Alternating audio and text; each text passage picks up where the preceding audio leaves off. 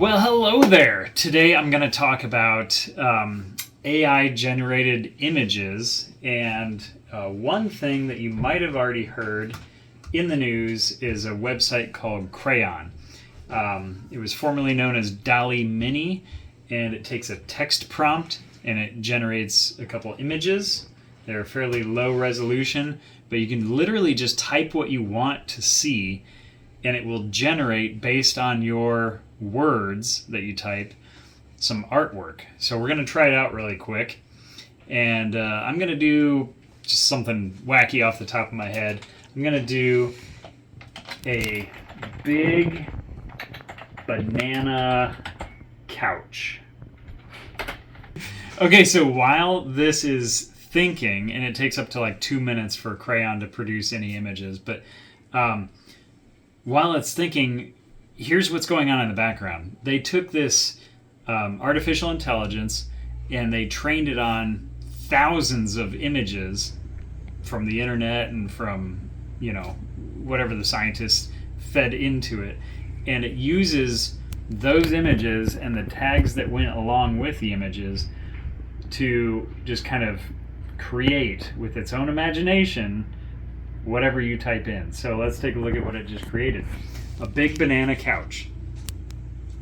So we've got a couple examples here, and you can see it really messes up people's faces because it's not focusing on the faces, and it probably doesn't have really good examples of what these people are supposed to look like. So this looks like a paraplegic woman with no face laying on a pile of bananas. But we do, if we are an artist and we're looking for like conceptual art just to kind of kickstart our own imagination, there's a couple in here that are like, okay, all right, I could use that and Photoshop my own images or 3D model my own images from what I see here. So like this one in particular, it looks like a big banana couch. I think it did a really excellent job, except for the fact that it's really low resolution and there's still some details that are kind of muddy in there. But what I really want to talk about is not Dall-E Mini, but Dall-E 2. Dall-E 2, as of right now, is in a closed beta, and there's only a handful of thousands of people that have access to it, and I was just granted access to it, and I want to play with it so bad. So let's check it out and see what it does, and we'll do some comparisons with Crayon. I'll do the same thing just to compare the two. I'll do a big banana couch.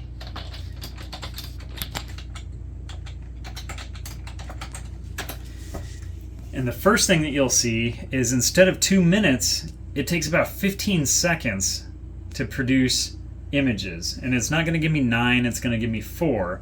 But they're going to be higher resolution, higher quality.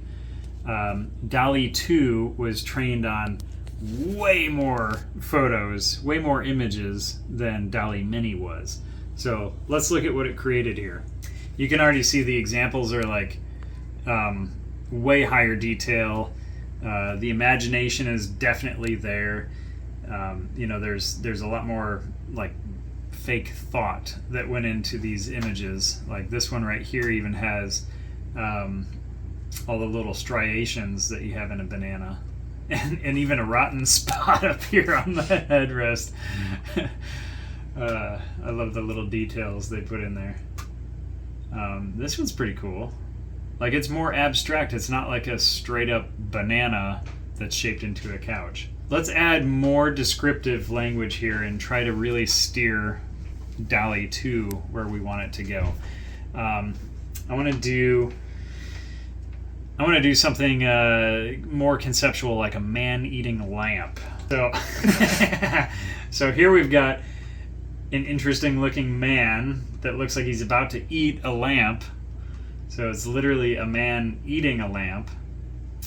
Same with this one. Over here we've got a lamp that's like sucking somebody's soul, and another man that's eating a lamp. So I'm actually going to change this and say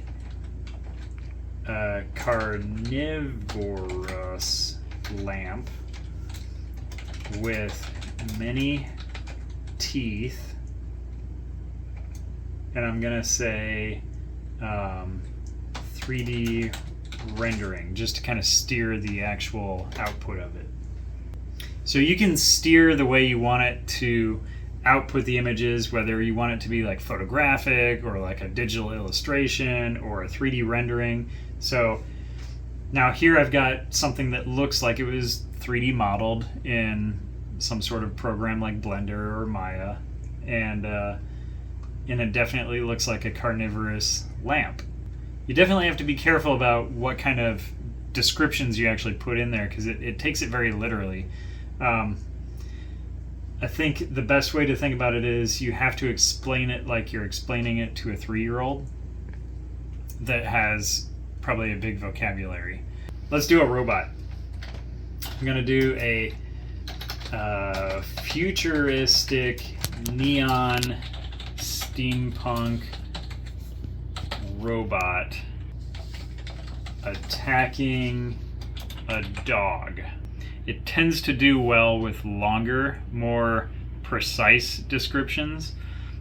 Just like if you were prompting an actual artist, if you wanted somebody to draw exactly what was in your head, you would have to be very detailed. So here I was like way more detailed than I was before, and I don't see a whole lot of steampunk in here, but it definitely got the futuristic neon robot attacking a dog. And it definitely looks like a 3D render. Again, this would be perfect for just like steering an artist into the right direction. I'm gonna do one more Lovecraftian fish people in downtown, and I'm gonna make this photorealistic. Okay, so we have definitely some sort of amphibious person in the first one. We've got more like fish people in the third and fourth ones. These are pretty cool. And you could definitely fine tune this a little bit more and probably really steer it to where you wanted it to go. Let's move on and see what else it can do. So this is all like kind of conceptual artwork to get an Illustrator up and going. I want to see what kind of different styles we can get out of it. Let's do Jules Verne inspired puppet party. What I'm hoping for here is Jules Verne style artwork that looks like, very colorful, very well, it didn't really do the Jules Verne style. I'm thinking more like twisty, old-fashioned, like map artwork, but it's definitely a puppet party. And okay, so I see the Jules Verne style is worked in here because we've got like squids and different ocean life manifested as puppets. So let's change this into children's book illustration. Let's see where that goes, just to see how much we can actually like steer the thought process here. Nice. Okay, so definitely children's booky. We've got puppets in there. We still have some like we've got an actual picture here of Jules Verne. It looks like some birds. I don't know what that is. Maybe some sort of a frog or something. So very cool. You can get a lot of stuff out of here. The best part is it never does words right. Like it picks letters and it does letters just fine, but the words are never right. So we got Papuge Porte instead of Puppet Party, and we've got Put Pupter and Pooter Poopy.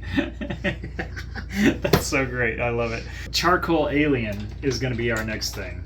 I really should put like alien charcoal drawing, but I want to see where this goes. I want to see like how messed up you can get the order of the words, and it does a great job. That's like literally a charcoal sketch of an alien. Let's try another style. We'll do Santa Claus crosshatch drawing. The depth, just the sheer depth to the amount of like reference this AI has into our world of illustration is crazy. And these are all made up. These are not like, it doesn't take an image of Santa Claus from the internet and crosshatch it like a Photoshop filter. It's literally like interpreting thousands of pictures of Santa Claus and thousands of crosshatched images and just coming up with its own. That's the coolest part. Okay, so something I haven't tried yet that I'm dying to try is to see if it can come up with some tattoo art. So I want to do, let's do tattoo art, and I'm going to be specific about some abstract stuff. So I'm going to say abstract skull tattoo art. See if it can come up with, we've all seen 1,000 skull tattoos. Let's see if it can come up with something super unique. Okay, so this third one here, it's actually pretty cool. That's pretty cool. I'm going to do one more. So this skull has like some tribal elements to it. I want to do a tribal robot tattoo. Just something, two concepts that I think have like absolutely nothing to do with each other, and I want to see if it can combine them in a cohesive manner and just like make something that's visually interesting, makes sense to whoever's looking at it. Oh, neat. Okay, so these are kind of like Gundam or Transformers or something like that. I was thinking more like old-fashioned, like 1950s robot, like tribal style. But that's super cool. Another thing I want to do, I want to really test the limits on this thing. I want to see if it can come up with logos for a company. So let's do like a sunflower clock company logo vector illustration. So if I kind of knew what I wanted in my logo, maybe I could steer an AI to get something out of it. Those are some pretty good options. And I could sit here and click generate to my heart's content. I could do this 50 times if I wanted and save as many of them as I wanted. These images, the best part is they cost about 3.5 cents each. So if I was in need for a company logo, I would already expect to spend hundreds, if not a couple $1,000s on a good company logo. So that's like hitting the generate button, 3,000 times. Just, and then you get to pick from all those options instead of having like 3 or 4 options from a graphic designer. Not saying that graphic designers aren't needed, but this is something that you could hand to a graphic designer and say, this is kind of what I'm thinking, put your take on it and make this awesome. So again, I think it's like a really good starting point. Let's do one more company logo just to give it something a little harder, something more challenging, see what it does. I'm going to do a pirate rainbow surfing company logo. I have no idea what kind of company would need this kind of logo, but I would buy whatever they're selling. Wouldn't even ask questions. I'd just say, what are you selling? All right. So we have a pair rate practice. They actually got a word in there. That's pretty good. Panby pate, tailifine, and parte pirate. That's the one right there. The parte pirate. It's like a children's party organization company. Like rent your inflatables from Party Pirate. Okay, we're gonna do a couple more. Another use case I can see for Dall-E 2 or any kind of AI image generation is if I'm a writer and I'm writing articles or even books, children's books, I don't know, whatever. But if I'm writing an article about something that I can't possibly have a photo of, how do I put an illustration at the top of that article for for people to click on? Because you got to have something that's like very grabbing, right? So if it's something super abstract or some theoretical thing that hasn't been invented or photographed or whatever, I'm thinking Dall-E 2 could kind of come to the rescue and add an illustration into that article. So let's give it a shot. I'm gonna say black hole, dark matter, and I'm gonna say space photography. Let's say deep space photography. If I'm writing an article about theoretical physicists that have some new breakthrough with black holes and dark matter, it might be really hard to put a photo in there, but I could stick one of these images in there and put the title across it or whatever, and it would look pretty good. Like, I would click on that article right there. Like, where'd they get that photo? Let's try something else. So, something else that they can't possibly photograph right now in 2022. Neurons exchanging data. Holy cow. Dude. That is amazing. I could take this image, throw it into Photoshop, add some filters, jazz it up, change the color, do whatever I needed to do, and really make that pop. But that's like ready to go. I could just use that. That's so cool. All right, we're going to do one more. Just something like totally imaginary, something that would never happen, that we could never photograph. Maybe this would be used as the basis for an Onion article or something like that. We're going to do babies at a rave photography. What does it look like when babies attend a rave? What do they do when the parents are asleep? I'm gonna, I'm gonna adjust this a little bit. I'm gonna say a crowd of dancing babies at a rave. Oh, heck yeah. Oh, look, they're sitting on the floor. I love it. It's like, all right, kids, find your square. But this first one's pretty cool. They're like dancing. There's a screen up there. There's black light. The second one here, we've got babies holding up their phones, taking pictures. Babies at a concert.